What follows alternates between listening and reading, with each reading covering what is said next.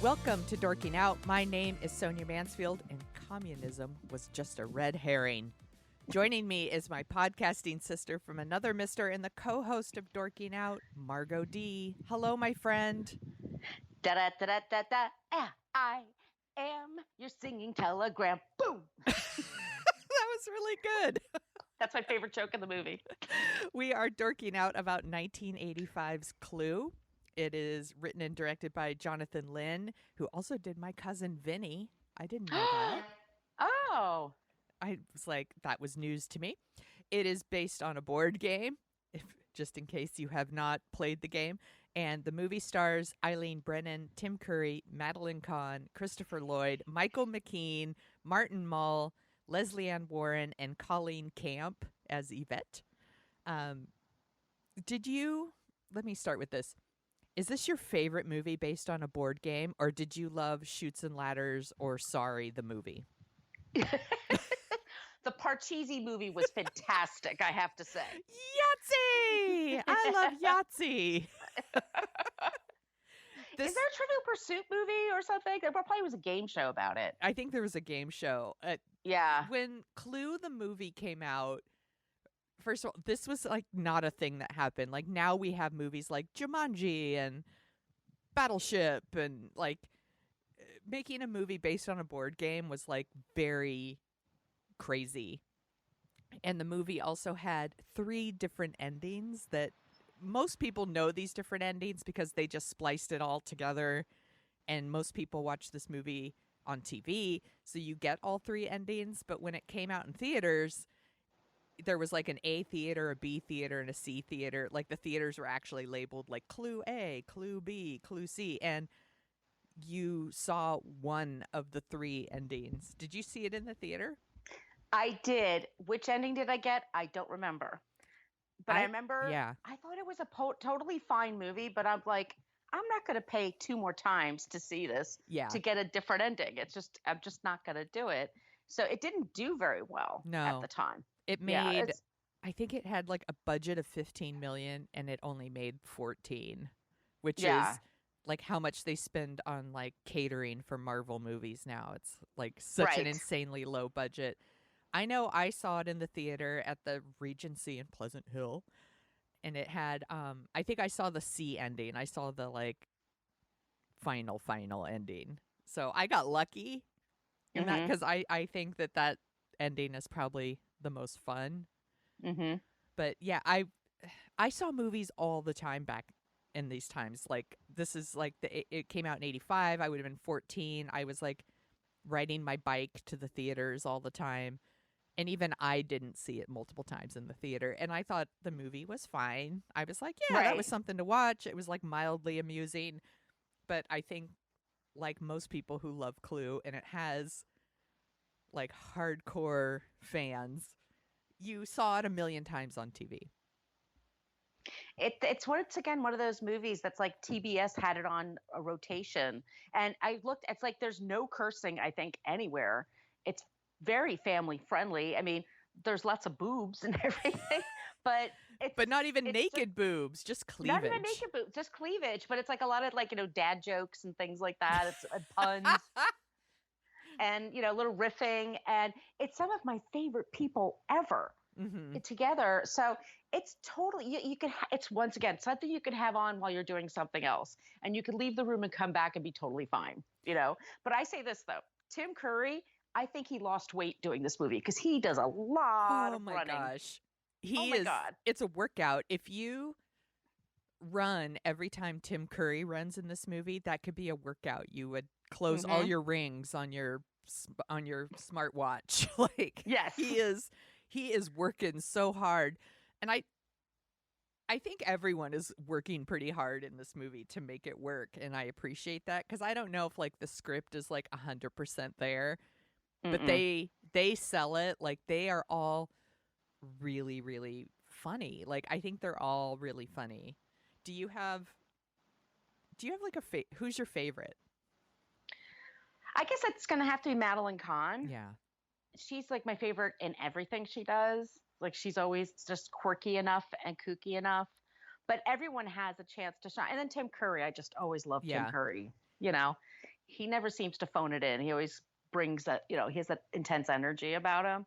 I love everybody. Yeah. I love everyone in it too. And I love, well, first of all, I love Eileen Brennan as Mrs. Peacock because she is like my style icon, basically. Yes. Like, I pretty much I dress like that with the glasses and, well, I don't wear feathers in my hair, but I could. I should. Yeah. But, and I love Madeline Kahn because I'm not a monster. But I think during this watch, I really was taken with Leslie Ann Warren. Same here. As Miss Scarlet. I think, first of all, she's hot stuff. Hot stuff. I don't know how she could breathe in that dress. Like, it is skin tight. And she looks great. Mm-hmm. And she's also running around, but she's very funny. Like, she really drops the lines really well. She's like, what, she runs a brothel of some sort? Yes. Like, her character has so many good lines. She certainly looks like I think all the actors are having fun, but I think, like, the character Miss Scarlet is having fun. Like, oh, yeah. Like, everyone else seems really put out by being there. They're really scared. And she's like, I work in a brothel and, like, everybody knows it. So she doesn't have that fear. And she seems like she's having a really good time being there and, like, fucking with these people. Which I really enjoyed her this time. I don't know. Do you think we need to go through the plot to Clue? I don't know if I even really understand it, to be honest with you. Like, to this day, when they run through the endings, I'm like, wait, what? That happened? That's a thing? I can't really keep it all straight. Like, in ending A, this happens, and ending B, this happens. Like, it is a little confusing, and if I wanted to, I could probably try to go through all the endings and see if those endings are actually even possible. Because the idea with these movies, like those kind of Agatha Christie movies, is you shouldn't cheat. Like, what happens when they reveal the murderer, it should be something that could have actually worked within the story. And I don't know. I don't know if that's the case in these movies, in this movie, to be honest, because I never care to put that much thought into it. I just enjoy the movie the way it is. So I don't backtrack. But I have no doubt that I could Google it right now and somebody will have done a very deep dive on Clue and found all the inconsistencies and said, like, well, Mrs. Peacock couldn't have possibly killed blah, blah, blah because she was with Professor Plum. Like, I know that that's a thing that exists. But it's a group of people. Well, did you ever play it when you were a kid? Did you play Clue? I played Clue. I loved it. All the time. I actually played Clue. We had one of my good friends, John, who lives in New York, the one who I came to visit. He loves Clue. He loves that game. He loves the movie. He owns like multiple versions of the board game. And he and his husband came over one night and we just had a Clue night and we just played multiple versions of Clue. That game is super fun. It's such a fun game. It is. And it is fun because of multiple endings. So I understand what they were trying to do with the multiple endings. It obviously didn't work box office wise, but I appreciate the idea. No, they were they were being original and then we're using everybody to their best talents. But we should say it's a group of people. It's Mr. Body, who's the person that's it's his house. And then Tim Curry is the butler and he invites all these people. And then Mr. Body shows up and then one person after another either is shot or hung or whacked over the head and their body is moved around. And we have Kelly from MASH. Remember MASH? Oh, yeah. Playing the Kelly cook, who plays right? The cook. Yes. Yeah, I remember her from MASH. And then Lee Ving, he was also in Flashdance as a douchebag. Of course he was. He's Mr. Body here. He was a band called Fear. Yeah. And then we got Dr. Johnny Fever. Howard Hessman, which I'm always excited. Yeah. I like Howard Hessman. Me too. So it's a really good cast. I mean, it's a very white cast. I think there's just one person of color the entire time, which is the policeman. Yes. Who comes by, and it was a very chill policeman. He's like, he hey, is. mind if I come in? Who's not armed, I am gathering. Yeah, must be nice. What's that like? He doesn't come in and like tear gas everybody, and what a treat. Oh, Yeah. the 80s. It was a simpler time. Yeah. No shit. But yeah, it's just a murder mystery filled with a lot of shenanigans and sight gags and play on words. And Michael McKean's character, he's homosexual, and so Yvette was is the French maid. That's Colleen Camp. She's amazing. She is She's so funny as shit. Yeah, she's adorable. Everybody drink. Everybody drink. But she's funny. Christopher Lloyd is Professor Plum. This is the same time he's doing Back to the Future. Yeah. And he does a lot of that same kind of that manic stuff that Doc does. His deliveries. He's one of those actors that like just his delivery of lines makes me laugh no matter what he's saying. So like there's a scene where of course they're all going to split up, right, and investigate the house because you have to do that. It's the law. And so they draw matches compare the lengths, and then they're going to pair up. And he gets paired up with Mrs. Peacock, Eileen Brennan. And he says to her, like, it looks like you're stuck with me, honey bun, or something. Like, and just the way he says it made me laugh out loud. Like, he is just one of those actors that there's something about his voice. Yeah. That just slays me. He's so funny. Wasn't she in a car accident, Eileen Brennan? Yeah, she was hit by a car. Yeah, a couple years before that, she was hit by a car and she got fucked up, and like I think like both of her legs were broken and things like that.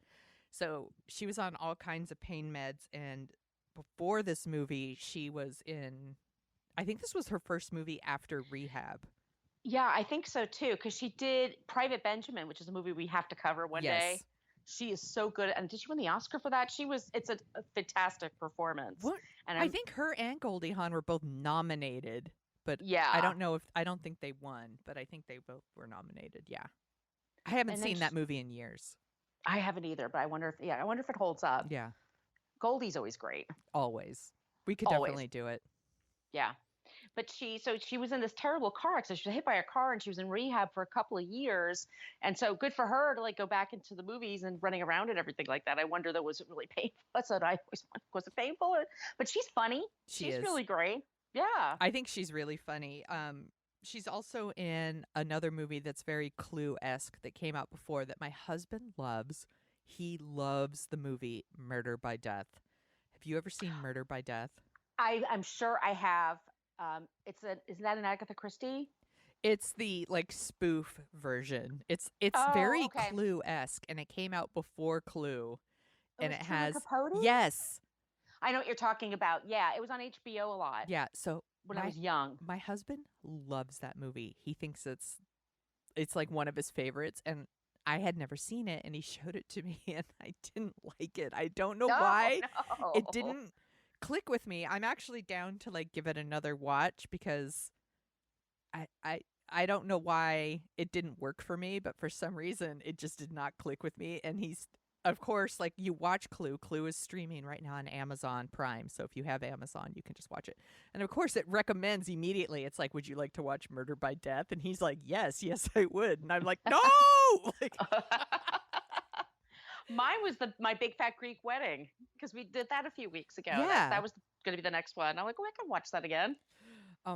Amazon's next recommendations always crack me up because as we're going to talk about in our what we're dorking out about, last night I watched a documentary about the Black Panthers, and then it's like up next it was going to stream like an episode of a children's show called Pinkalicious. Because that's what my son was watching.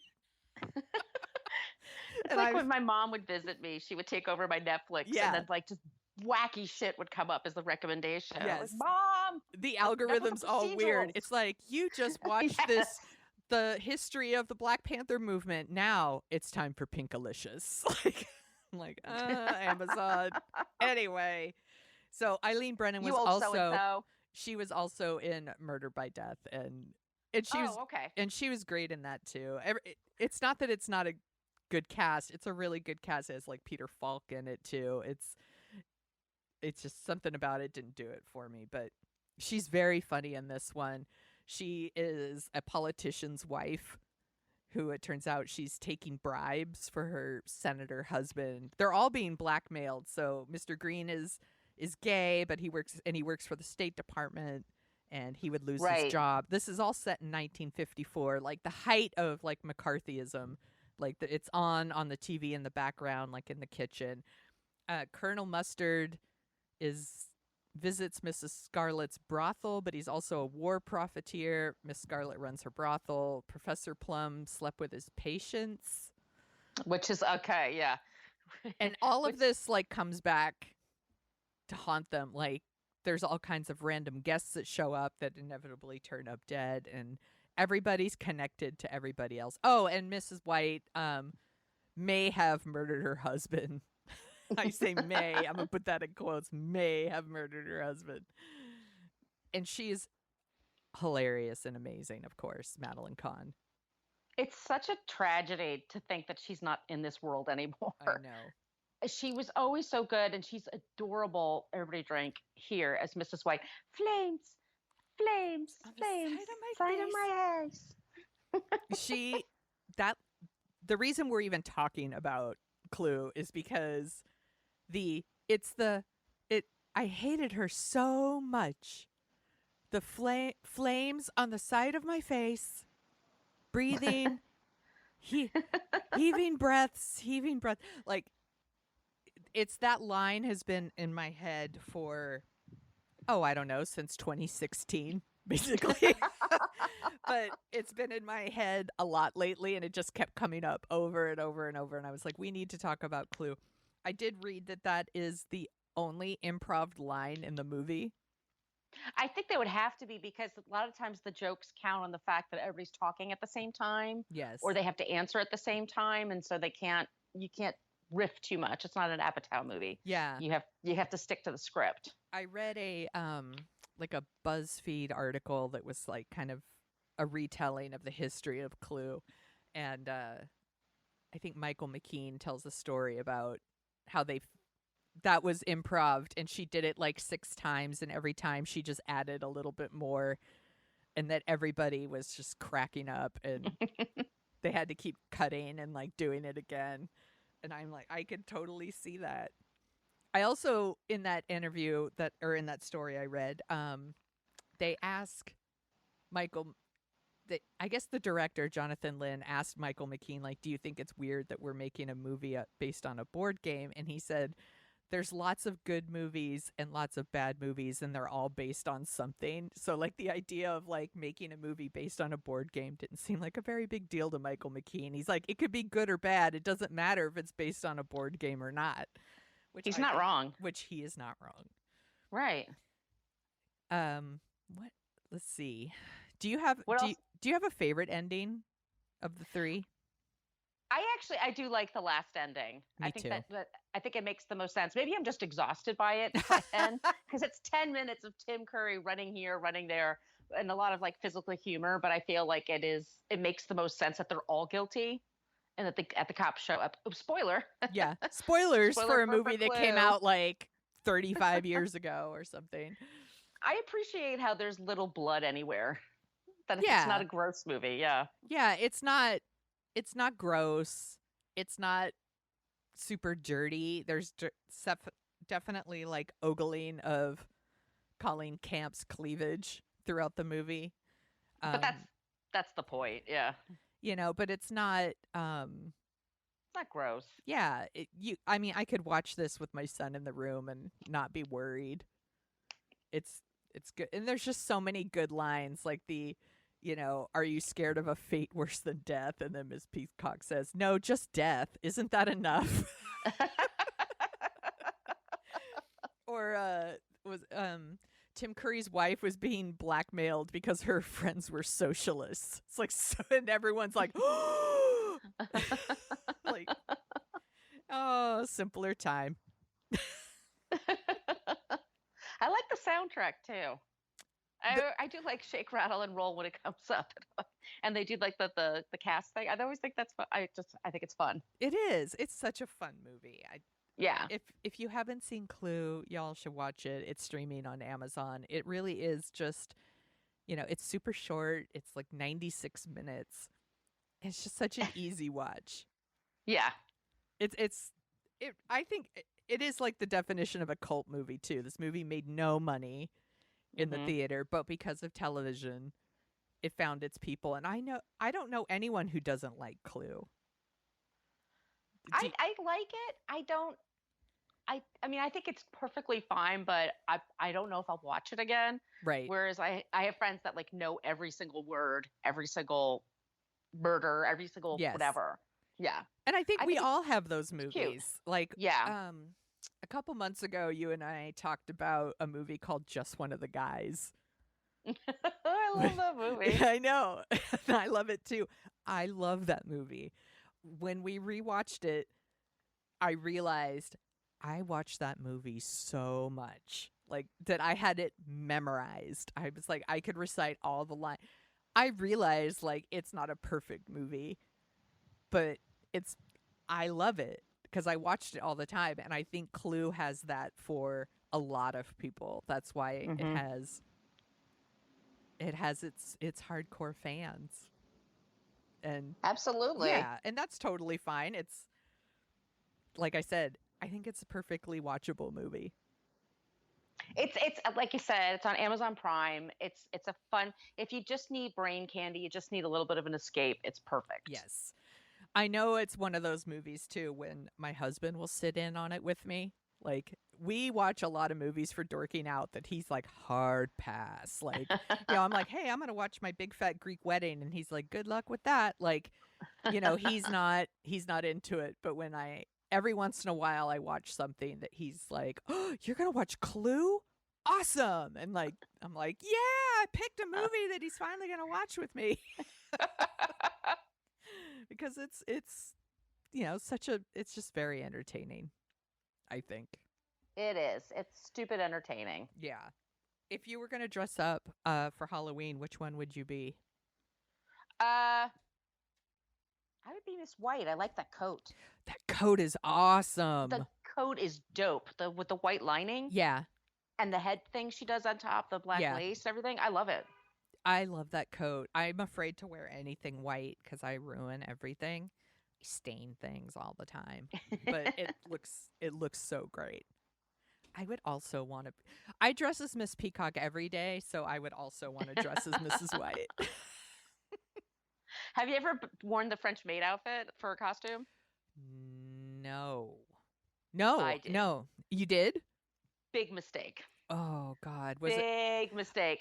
Because, I mean, I was thinner then, but, I mean, it was just like, I was thin with big boobs. And it's just sort of, negative catcalling, that kind of attention, magnified by 1,000. And also people treating you like you are brain dead. Mm-hmm. And it was like, it was not a fun costume. Oh, it was not a fun thing for me. I ran into that when I was in college and I dressed up. This was a huge mistake. I admit it. Catholic schoolgirl. Oh, God. Yeah. It was a problem. Yeah. Like all night. I was like, get your hands off me. Hands off me. Like, I'm not trying to like humble brag, like, oh, I'm so amazing. Like, oh, people couldn't keep their hands off me. It's that kind of costume.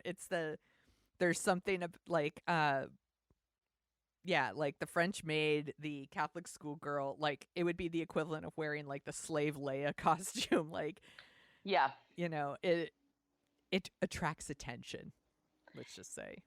Yeah, people project a lot. I don't know why there's so many trucks going by my apartment today. I want to apologize for that if you can hear it. It's totally fine. Don't worry about it. Okay. But yeah, there's something like people project a lot of weird shit on you when they see those kind of costumes. And yeah, it's not fun.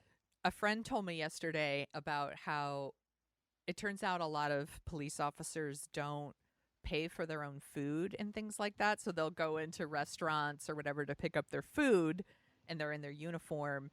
And then people will be like, I got it, thanks for, being a police officer or something. And I said that I was going to buy a sexy cop uniform and I was going to wear it. Get some vegan chili. Yeah, I'm going to see if I could get myself some Taco Bell. Yeah, like get people to treat me some food. Oh my gosh. I didn't know that was a thing. I learned something yesterday. I've never done that. Have you done that? Have you ever bought something for a police officer or like someone in a uniform or? Yeah, I remember after 9/11, I bought a round of beers for some Oh, firemen that's that were rad. sitting nearby. Yeah, yeah, and it felt good to do it. That's awesome. Were they all Yeah. by the way, were they all hunky? Hell, oh my God. Yeah. It's ladder, what are they called? Ladder 122, I think it is in my neighborhood. The hottest, hunkiest guys. And they have a tuxedo cat as their mascot. And believe me, Oh I my walk down that gosh. street all the time.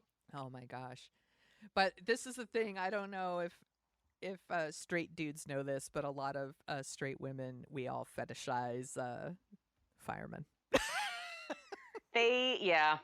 A lot of straight women have this thing about like, and then a fireman carries me out of my house.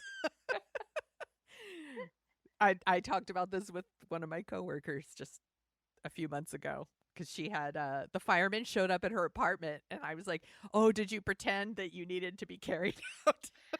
I would pass out right away. You kidding? And she's like, "I thought about it," and I was like, "Yeah, we all do. We all do. We all want that like bodyguard moment." Yes. That's not very woke of me. I apologize. Sorry, everybody. Don't apologize for that. Nah, it's just my thing. It's fine.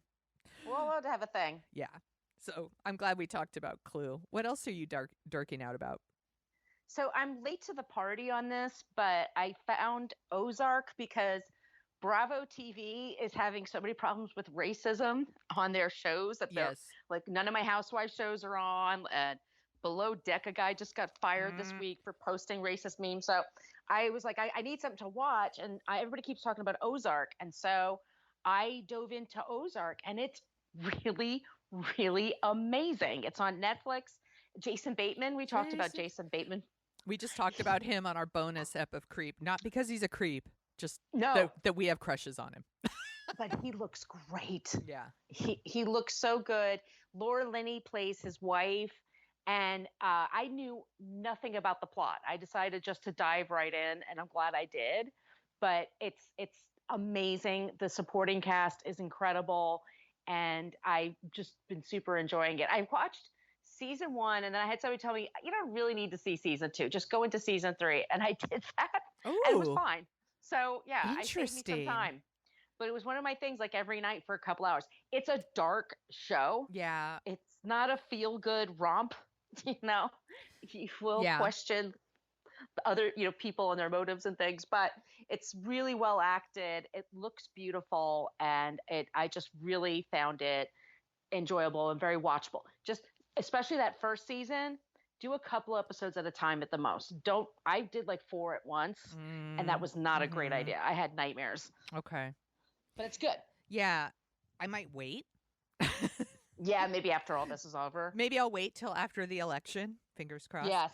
And then I have like a pretty long list of things I'm hoping to watch after November 2020. Gotcha.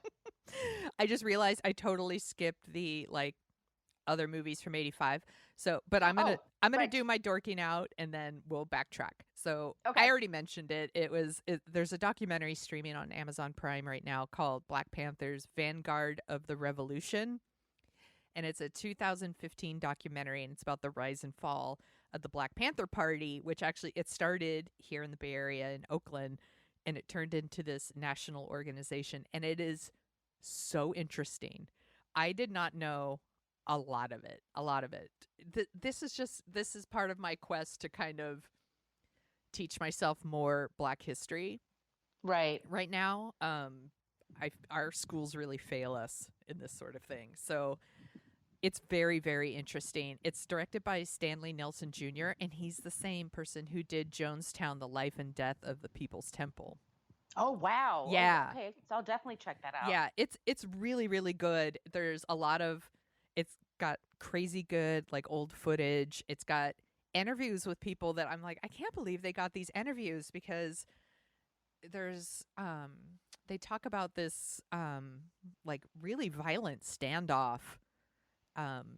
One I think it was in New York, in Chicago, with the FBI, and then another one, I think, just in Oakland and people from the FBI and the Oakland police sat down and talked to him about it. So you're getting like here's what was happening on the Black Panther side, but here's what was happening on the police side too.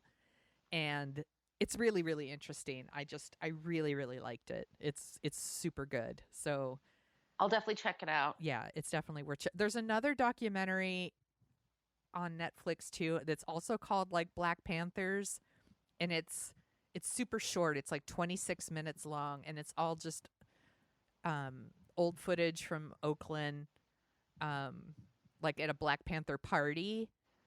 And it's also interesting, but it's not as thorough. Mm-hmm. It's really more like kind of capturing a moment, whereas the longer documentary gives you more of a complete story. So, but it's interesting how much of the things that they were fighting for then still we need now. Yeah. So much of their platform is what we talk about now with Black Lives Matter. So in that way, I left the documentary very frustrated that not much has changed. But it's very, very good. I'll definitely check it out. So, but let's end on a happier note. You want to hear some movies that also came out in December 1985? Yes, I do. Okay. Young Sherlock Holmes. I love that movie. I saw that movie many times at the Capri movie theater in Concord. It was like our dollar movie house. I really liked Young Sherlock Holmes. I wonder if I would like it now. That's an interesting one to put on the list because I did too. I felt the same way, but I haven't seen it in like 20 years. Yeah, or it's been more, a very long if not time. more. Here's one that I know does not hold up, that we will not enjoy. The Jewel of the Nile. No. It's so sad because Romancing the Stone is so great. It's a perfect movie. And Jewel of the Nile is wah, wah, wah. And it had that Billy Ocean song, When the Going Gets Tough, the tough get going. Oh my gosh. Yeah, Billy Ocean. He was a thing. Spies Like Us. Did you see Spies Like Us? Of course I did. Yeah. I don't know if that one is any good. No, I don't think it holds I don't up even think well. I liked it at the time, to be honest. There was a movie called House. It was like a horror movie. Yeah, I know that movie. Yeah, I remember liking that one, but I haven't seen it since 1985. Yeah, I think William Catt. Yes, that's right. Okay, yeah, I know what you're talking about. Yeah. So once again, these all came out in December 85. A Chorus Line. Yeah, not a great movie. It's a great musical. Mm-hmm. And there's a documentary, I think it's called Every Little Step, but it's all about Michael Bennett, who wrote the original Broadway show. Mm-hmm. And I think it's on Amazon right now. Definitely check that out. You don't need to see A Chorus Line, the movie.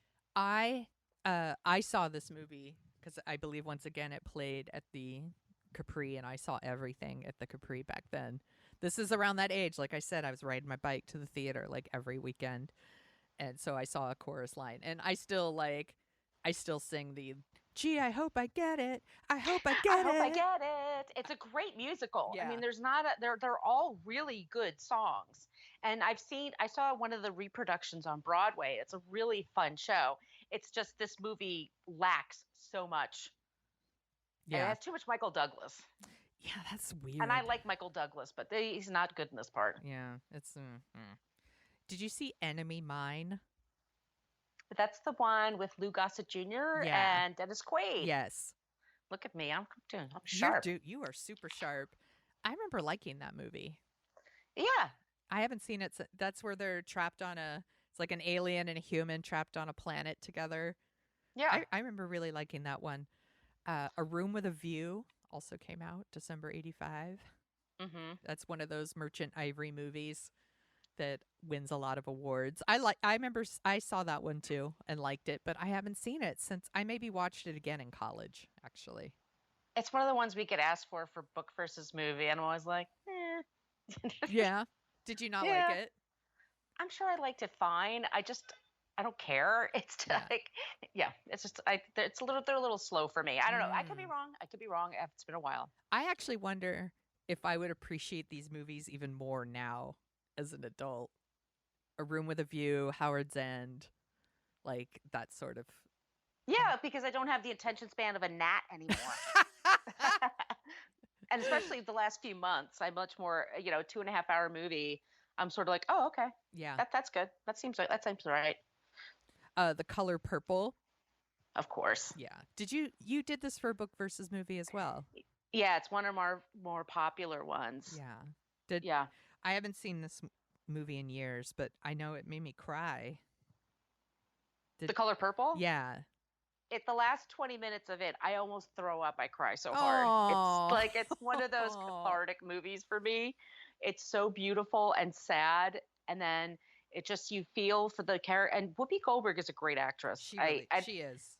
Her personal politics sometimes she's a little all over the map for me, but it's her acting. I wish she would act more. Yeah. Because I think she's great, and she's beautiful in that movie. Yeah, we talked about Whoopi Goldberg in the Soap Dish episode, and I feel like she's she's an actress who's really special. She brings something extra to parts that she's cast in, and I wish she acted more. Yeah.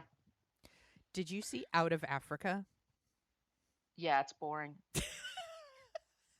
It's super fucking boring. I saw Out of Africa in the theater. Pretty weird for like a 14-year-old girl. Yeah, I was gonna say why. I fell asleep.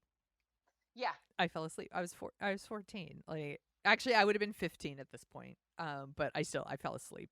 It is one of my friends' like favorite movies of all time, and I haven't made it through. I keep falling asleep. I can't. There's something about it that I don't know. It does. Yeah, maybe it's boring. I don't. It's super boring. What are you even talking about? You don't watch it because it's dull as dishwater. I always fall asleep. I can watch paint dry. It'd be more interesting. I'll watch this backup on my Hulu on my TV right now. Screensaver. That's more interesting than Out of Africa. Don't at me. Don't at me. I know what I'm talking about. Do you want to hear about top songs? Oh, I have one more movie. Murphy's Romance. Never saw it. Okay, but you should see it. It's really cute. We should put it on the list. Sally Field, James Garner. Okay, songs. So here are some of the favorite songs, or the top songs of the year of 1985. Aretha Franklin, Freeway of Love. I love that song. Me too. Mr. Broken Wings. Remember that? Mr. The Power Station, Some Like It Hot. That was a good song, actually. Great song. I love that. Howard Jones. I loved Howard Jones. Things Can Only Get Better. I loved Howard Jones. Song. Oh. Glenn Frey, You Belong to the City. You belong to the city. Okay, I saw the Eagles live, 94.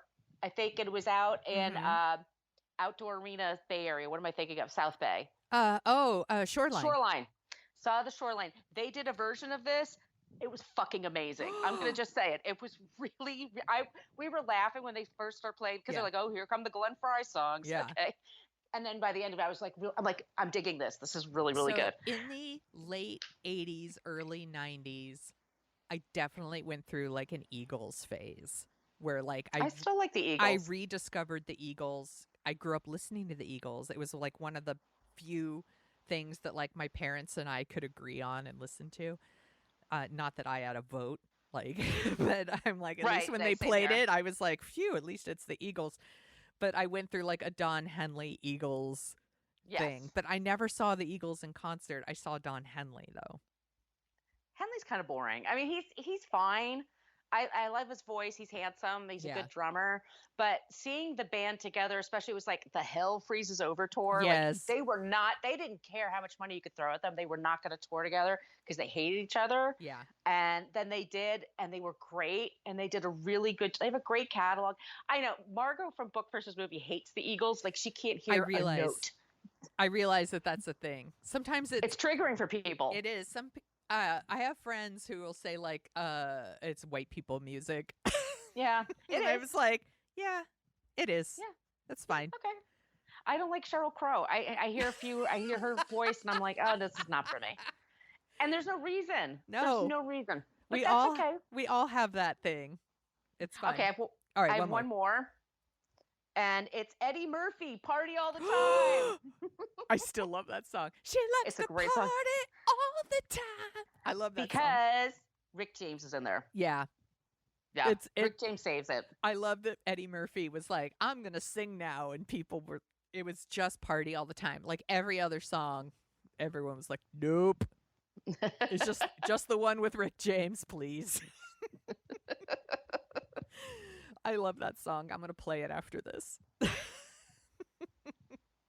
Thanks for talking about Clue with me. This was so fun. Oh, this was so great. I'm glad we did it. Me too. Where can people find you on the internet, Margo? You can find me on social media at Brooklyn Fit Chick, and that's mostly for Twitter and Instagram. And then I have a blog, brooklynfitchick.com. And if you like the sound of our voices, we are also at What a Creep, where we're talking about creeps and ending every episode with someone who's not a creep. So right now we have Mario Bartelli, right? Did I pronounce that right? No. Shit. What is it? Wait, no, it's Bartoli? Bartoli? Yeah. Yeah. Did I not? What did I say? Mario. I don't. Anyway, he's that chef who's super shitty. And then we end it talking about Guy Fieri, who isn't shitty. So right. So listen, it's really, really fun. We're having such a good time at What a Creep. For me, you can find me at thesoniashow.com and The Sonia Show on Twitter and Instagram. And you can find Dorking Out at dorkingout.com and Dorking Out Show on Twitter and occasionally Facebook. And if you like us and want to give us like some stars on Apple Podcasts, we'll be your best friends. Absolutely, we will. Please. And if you want stickers or anything like that, you can email us at dorkingoutshow@gmail.com. And I think that's it. I'm glad that we talked about Clue. And now I'm going to go home and sleep with my wife.